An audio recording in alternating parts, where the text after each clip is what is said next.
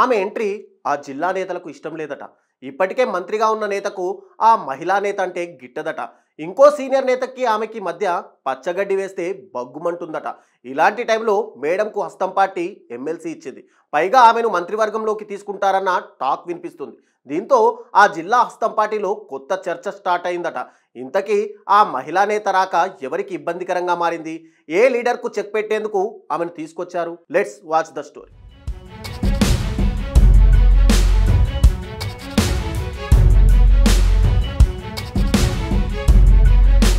తెలంగాణ కాంగ్రెస్లో ఎమ్మెల్సీల ఎంపిక కొండనాలకి మందేస్తే ఉన్ననాలిక ఊడిందన్న చందంగా మారింది. ఎమ్మెల్యే కోట ఎమ్మెల్సీల ఎంపికలో అధిష్టానం ఒకటి తలిస్తే జరుగుతున్నది మాత్రం మరొకటి అన్నట్లుగా ఉమ్మడి మెదక్ జిల్లాలో కాస్త బలహీనంగా ఉన్న కాంగ్రెస్ పార్టీని బలోపేతం చేసేందుకు విజయశాంతికి ఎమ్మెల్సీగా కాంగ్రెస్ పార్టీ అవకాశం ఇచ్చింది. గత అసెంబ్లీ ఎన్నికల్లో మెదక్ జిల్లాలో కాంగ్రెస్ పార్టీ అనుకున్నన్ని స్థానాలు గెలవకపోవటం, పార్లమెంటు ఎన్నికల్లో కూడా పర్ఫార్మెన్స్ చాలా వీక్గా అనిపించడంతో అక్కడ పార్టీని బలోపేతం చేయటం కోసం గతంలో మెదక్ ఎంపీగా పనిచేసిన విజయశాంతిని కాంగ్రెస్ పెద్దలు శాసన మండలికి సెలెక్ట్ చేశారు.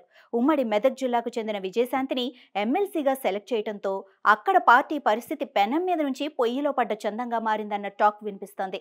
ఇప్పటికే మెదక్ జిల్లాలోని పటాన్చెరు నియోజకవర్గంలో గ్రూపు తగాదాలు పీక్ లెవెల్కు చేరాయి.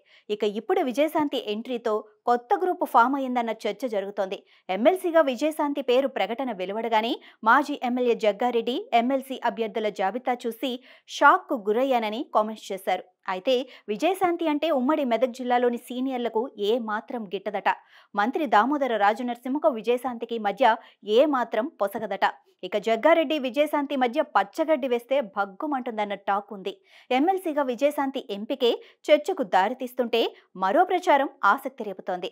త్వరలో జరగనున్న మంత్రివర్గ విస్తరణలో విజయశాంతికి ఛాన్స్ ఉంటుందన్న టాక్ నడుస్తోంది. ఇదే కనుక జరిగితే పరిస్థితి మరింత క్లిష్టంగా మారేలా ఉందట. ఇక విజయశాంతికి మంత్రిగా అవకాశం ఇస్తే దామోదర రాజనరసింహ హవా తగ్గే అవకాశం ఉంటుందని, విజయశాంతి కేంద్రంగా కొత్త గ్రూప్ ఏర్పడి మరింత రచ్చ జరిగే అవకాశం లేకపోలేదన్న చర్చ జరుగుతోంది. ఉమ్మడి మెదక్ జిల్లా విషయంలో కాంగ్రెస్ అధిష్టానం ఒకటి తలచి రాములమ్మకు అవకాశం ఇస్తే భవిష్యత్తులో జరిగేది మాత్రం అందుకు భిన్నంగా ఉండబోతుందట.